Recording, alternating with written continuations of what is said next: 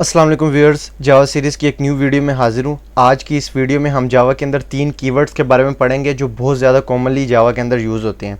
तो व्यूअर्स, सबसे पहले नंबर पर जो कीवर्ड है वो है static keyword, number 2 final keyword और नंबर 3 दिस कीवर्ड। तो व्यूअर्स, सबसे पहले स्टैटिक कीवर्ड देख लेते हैं कि हम इसे किस लिए यूज़ करते हैं और इसकी वर्किंग क्या होती है। अब तक जो हम ऊप के अंदर अपने मेथड्स वगैरह बनाते थे ना, उन्हें हम एक्सेस करने के लिए हमें एक क्लास के अंदर ऑब्जेक्ट उस क्लास का क्रिएट करना पड़ता था। इस तरह से यहाँ पे हम एक एग्जांपल ले लेते हैं। ये देखें, मैं यहाँ पे एक मेथड क्रिएट कर लिया है। कुछ भी यहाँ पे हम प्रिंट करवाते हैं। तो व्यूअर्स, अब ये मेथड है ना क्लास के अंदर, इसे एक्सेस करने के लिए हमें यहाँ पे इसका ऑब्जेक्ट क्रिएट करना पड़ता था। इस तरह से ऑब्जेक्ट नेम हम रखते थे, उसके बाद हम उस मेथड को एक्सेस कर पाते थे। ये देखें, डॉट फंक्शन।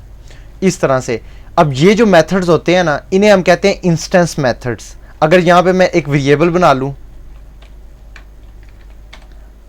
इंट ए, अब इसे भी अगर मैं क्लास के ऑब्जेक्ट के जरिए एक्सेस करूं ऑब्जेक्ट नेम से, ये देखें ये वेरिएबल, इसे इन मेथड्स और इन वेरिएबल्स को हम कहते हैं इंस्टेंस मेथड्स या इंस्टेंस वेरिएबल। अब हम देख लेते हैं स्टैटिक मेथड्स या स्टैटिक वेरिएबल क्या होते हैं और उनमें और इंस्टेंस में डिफरेंस क्या होता है। तो फिर यहाँ पे मैं एक वर्ड की फाइल ओपन कर लेता हूँ। यहाँ पे देखें, सबसे पहला पॉइंट ये है कि instance methods are methods which require an object of its class to be created before it can be called. अच्छा, ये देखें, यही बता रहा है कि ये जो इंस्टेंस मेथड्स होते हैं ना, इन्हें एक्सेस करने के लिए क्लास का ऑब्जेक्ट क्रिएट करना पड़ता है। ये ऑब्जेक्ट, ठीक है। इन्हें एक्सेस अगर हमें यहाँ पे कोई किसी मेथड को, इंस्टेंस मेथड को एक्सेस करना है ना, उसे एक्सेस करने के लिए सबसे पहले यहाँ पे क्लास का ऑब्जेक्ट क्रिएट करना पड़ेगा। तो व्यूअर, जो स्टैटिक मेथड्स होते हैं ना, स्टैटिक मेथड, उन्हें एक्सेस करने के लिए हमें क्लास का ऑब्जेक्ट नहीं क्रिएट करना पड़ता, डायरेक्ट क्लास के नेम के जरिए हम उन्हें एक्सेस कर लेते हैं। यहाँ पे ये लिखा है, static methods are the methods in Java that can be called without creating an object. अब ये देखें, यहाँ पे मैं एक स्टैटिक मेथड बना लेता हूँ, पब्लिक वॉइड, यहाँ पे हम लिखते हैं पब्लिक के बाद स्टैटिक डाटा टाइप से पहले, ठीक है। अब ये देखें, अब ये स्टैटिक मेथड मैंने बना लिया। अब यहाँ पे इसे एक्सेस करने के लिए ना, मुझे ये ऑब्जेक्ट की नहीं ज़रूरत, मैं डायरेक्ट क्लास के नेम के ज़रिए इसे एक्सेस कर लेता हूँ। ये देखें, डॉट फंक्शन, ये देखें, ये मैंने डायरेक्ट एक्सेस कर लिया। अगर ये मैं स्टैटिक यहाँ से रिमूव कर दूँ ना, तो मैं नहीं एक्सेस कर सकता। फिर मुझे ये देखें एरर आ रहा है। यहाँ पे अगर मैं स्टैटिक लिख देता हूँ तो मैं क्लास के नेम के ज़रिए डायरेक्ट एक्सेस कर लूँगा, मुझे ऑब्जेक्ट जो है ना उसका क्रिएट करने की नहीं ज़रूरत पड़ेगी। यही डिफरेंस होता है इंस्टेंस मेथड्स और स्टैटिक मेथड के अंदर। नंबर 2 पॉइंट ये है कि static method is declared with static keyword. आपको स्टैटिक कीवर्ड लाजमी साथ में लगाना पड़ता है। इंस्टेंस मेथड में आपको कोई कीवर्ड नहीं लगाना पड़ता। जो आप सिंपल मेथड बनाते हैं क्लास के ऊप के अंदर या क्लास के अंदर, वो आपका इंस्टेंस मेथड होता है या इंस्टेंस वेरिएबल होता है। लेकिन स्टैटिक मेथड जो होता है उसके साथ आपको स्टैटिक का कीवर्ड लगाना पड़ता है। उसके बाद number 3, static method means which will exist as a single copy for a class but instance methods exist as multiple copies depending on the number of instances created for that class. अब ये number 3 point का ये मतलब है ना कि जो static method है ना, वो उसकी तो एक ही कॉपी क्रिएट होगी। यहाँ पे हम जितनी मर्जी बार उस फंक्शन को एक्सेस करें, उसकी एक ही कॉपी क्रिएट होगी। लेकिन जो इंस्टेंस मेथड है ना, उसके हम जितने ऑब्जेक्ट्स क्रिएट करते जाएंगे ना, उसकी उतनी कॉपीज क्रिएट होती जाएंगी। जैसे यहाँ पे मैं एक ऑब्जेक्ट बना लेता हूँ, अब मैं यहाँ से इसे एक्सेस करता हूँ, डॉट फंक्शन, एक मिनट, स्टैटिक को रिमूव कर दें। ये देखें, ये इंस्टेंस से ऑब्जेक्ट से जो है ना स्टैटिक मेथड नहीं एक्सेस हो सकता। अच्छा, ये मैं आपको पॉइंट आगे समझाता हूँ। अच्छा, ये देखें, ये अब मैंने एक्सेस कर लिया। उसके बाद अब मैं यहाँ पे एक और ऑब्जेक्ट क्रिएट करता हूँ। ऑब्जेक्ट का नेम चेंज करते हैं। अब यहाँ से मैं इसे भी एक्सेस करता हूँ। ये देखें, अब यहाँ पे मैंने 2 ऑब्जेक्ट्स क्रिएट किए, उनके साथ अलग अलग एक्सेस कर लिया। तो यहाँ पे 2 कॉपीज़ बनी हैं, एक ये ऑब्जेक्ट की कॉपी बन गई और एक ये उस मेथड की कॉपी बन गई, इस तरह से। लेकिन जो स्टैटिक मेथड्स होते हैं ना, उसकी वो मल्टीपल कॉपीज़ नहीं बनती, उसकी एक ही सिंगल कॉपी जनरेट होती है। अब यहाँ पे मैं आपको बना के दिखाता हूँ किस तरह से। ये देखें, अब यहाँ पे मैं सिर्फ उस क्लास के नेम के ज़रिए उसे एक्सेस करता हूँ, डॉट फंक्शन। इसी तरह से डॉट फंक्शन। अब मैं जितनी मर्जी बार एक्सेस करूं लेकिन उसकी मल्टीपल कॉपीज नहीं क्रिएट होंगी। जब ऑब्जेक्ट के जरिए एक्सेस करेंगे इंस्टेंस मेथड को तो उसकी मल्टीपल कॉपीज क्रिएट होंगी, लेकिन स्टैटिक में उसकी मल्टीपल कॉपीज नहीं क्रिएट होंगी। नंबर 3 पॉइंट का यही मतलब है। अब number 4, static methods can be invoked by using class reference instance और non static methods are invoked by using object reference. ये मैंने आपको पहले ही बता दिया कि जो स्टैटिक मेथड है उसको ऑब्जेक्ट बनाने की नहीं ज़रूरत होती, डायरेक्ट हम क्लास नेम के ज़रिए एक्सेस कर लेते हैं, लेकिन इंस्टेंस मेथड के लिए हमें ऑब्जेक्ट लाजमी क्रिएट करना पड़ता है।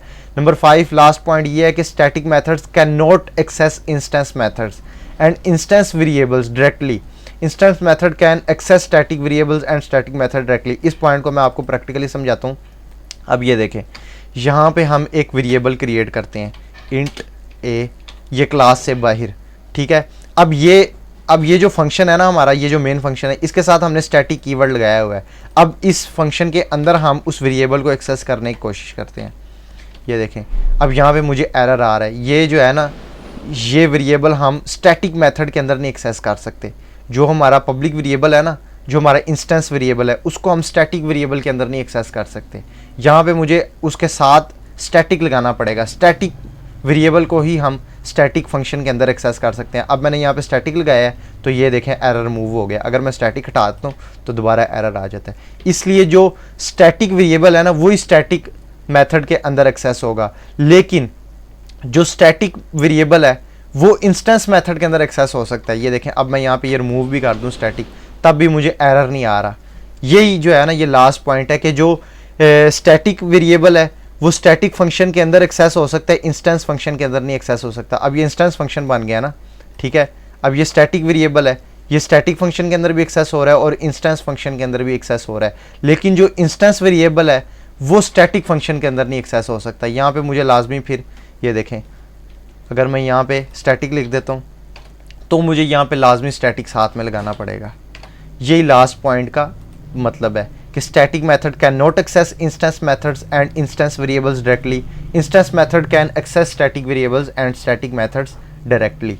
तो व्यूअर्स, ये था स्टैटिक वेरिएबल और स्टैटिक मेथड्स और इंस्टेंस वेरिएबल, इंस्टेंस मेथड्स, इन दोनों का डिफरेंस इंस्टेंस और स्टैटिक का। तो अब हम देख लेते हैं फाइनल कीवर्ड के बारे में। फाइनल कीवर्ड की क्या वर्किंग होती है। फाइनल कीवर्ड की वर्किंग ये होती है ना कि वैल्यूज़ को फिक्स करने के लिए, कॉन्स्टेंट वैल्यूज़ बनाने के लिए हम फाइनल कीवर्ड का यूज़ करते हैं। अब ये देखें, यहाँ पे मैं एक चीज़ आपको दिखाता हूँ। यहाँ पे मैं एक वेरिएबल बना लेता हूँ, इसको मैं रिमूव कर देता हूँ। यहाँ पे मैं वेरिएबल बना लेता हूँ इंट ए इक्वल 10। अब यहाँ पे मैं उस वेरिएबल को दोबारा से कोई वैल्यू साइन करता हूँ, ये देखें 20, ठीक है। अब स्क्रीन के ऊपर क्या प्रिंट होगा, स्क्रीन के ऊपर जो है ना 20 प्रिंट होगा। ये देखें, अब मैं इसको एग्जीक्यूट करता हूँ तो ये देखें स्क्रीन के ऊपर 20 प्रिंट आ गया।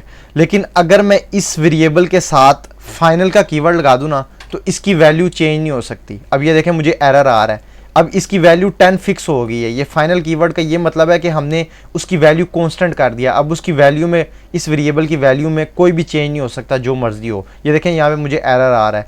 अब इसको मैं रिमूव करूँगा तो एरर ख़त्म हो जाएगा। अब मैं दोबारा से इसको एग्जीक्यूट करता हूँ तो इसकी वैल्यू 10 स्क्रीन के ऊपर प्रिंट होगी। लास्ट जो कीवर्ड है वो है दिस कीवर्ड। दिस कीवर्ड जो है ना वो ऊप के अंदर मोस्ट कॉमनली यूज होता है। अब यहाँ पे देखें, मैंने जो है ना एक प्राइवेट के अंदर मैं यहाँ पे एक वेरिएबल बना लेता हूँ, प्राइवेट इंट ए, ठीक है। अब यहाँ से ना इस मेथड को ना हम एक वैल्यू पास कर देते हैं वहाँ से, इंटीजर टाइप, ठीक है। यहाँ पे हम रिसीव कर लेते हैं उस वैल्यू को, इंट ए, ठीक है। ये हमने सेम नेम रख दिया वेरिएबल का, यहाँ भी ए है, यहाँ भी ए है। इसे मैं अब इंस्टेंस मेथड बना लेता हूँ ताकि हम जो है इसे एक्सेस कर सकें ऑब्जेक्ट नेम के ज़रिए। यहाँ पे अब मैं क्लास का ऑब्जेक्ट क्रिएट कर लेता हूँ, न्यू test1। तो वीर यहाँ से अब जो है हम यहाँ से एक वैल्यू पास कर देते हैं 20। अब ये देखें इस वेरिएबल के अंदर अब 20 वैल्यू आ गई है, ठीक है। इसे हम ख़त्म कर देते हैं। अब ये देखें, मैं जो है ना ये इस वेरिएबल के अंदर जो वैल्यू है ना वो मैं इसे असाइन करना चाहता हूँ अगर, ठीक है। यहाँ पे मैं लिख देता हूँ a इक्वल ए। अब यहाँ पे मुझे ना डिफरेंस नहीं पता कि कौन सा ये वाला वेरिएबल कौन सा है, ये वाला वेरिएबल कौन सा है, क्योंकि मैंने सेम नेम रख दिए हैं। तो मैं डिफरेंस करने के लिए ना यहाँ पे दिस का कीवर्ड लगा देता हूँ। ये इसलिए यूज़ होता है डिफरेंस करने के लिए। ये पहले वाला वेरिएबल है और ये बाद वाला वेरिएबल है, इसलिए ये हम दिस का कीवर्ड यूज़ करते हैं। यहाँ पे मैं चाहे वेरिएबल का नेम चेंज कर दूँ, ठीक है, ये देखें अब मुझे कोई एरर नहीं आया। ये जो है ना वही वेरिएबल है जो हमने प्राइवेट के अंदर पहले डिक्लेयर किया हुआ है। ये डिफरेंस, ये इसलिए हम दिस का कीवर्ड यूज़ करते हैं जावा के अंदर अपनी वैल्यूज़ को जो है एक्सेस करने के लिए। अब यहाँ पे मैं इस वैल्यू को स्क्रीन के ऊपर प्रिंट भी करवा के दिखाता हूँ, वॉइड फंक्शन ए। अब मैं इसको यहाँ से एक्सेस कर लेता हूँ रेफरेंस नेम के ज़रिए। तो व्यूअर्स अब हम इसे एग्जीक्यूट करते हैं, तो ये देखें स्क्रीन के ऊपर 20 लिखा आ गया जो हमने यहाँ से पास किया था। इसलिए ये दिस का कीवर्ड हम जावा के अंदर यूज़ करते हैं। तो फिर ये थे 3 कीवर्ड्स जो बहुत ज़्यादा कॉमनली जावा के अंदर यूज़ होते हैं। आपको जो है जब आप प्रोफेशनल या बिगनर से थोड़ा मतलब कि इंटरमीडिएट लेवल पे जाते हैं तो ये कीवर्ड्स जो तीनों है ना ये आपको बहुत ज़्यादा अपने प्रोजेक्ट्स के अंदर यूज़ करने पड़ते हैं। तो व्यूअर्स आज की इस वीडियो में इतना ही। अगर आपको वीडियो पसंद आई है तो चैनल को सब्सक्राइब कर दें और साथ में बेल आइकन भी दबा दें ताकि आने वाली सारी जावा की वीडियोस और प्रोग्रामिंग की वीडियोस आपको मिलती रहें। और अगर आपका कोई क्वेश्चन हो तो वो आप कमेंट में मुझे मैसेज कर दें। तो मिलते हैं फिर नेक्स्ट वीडियो में। अल्लाह हाफिज़।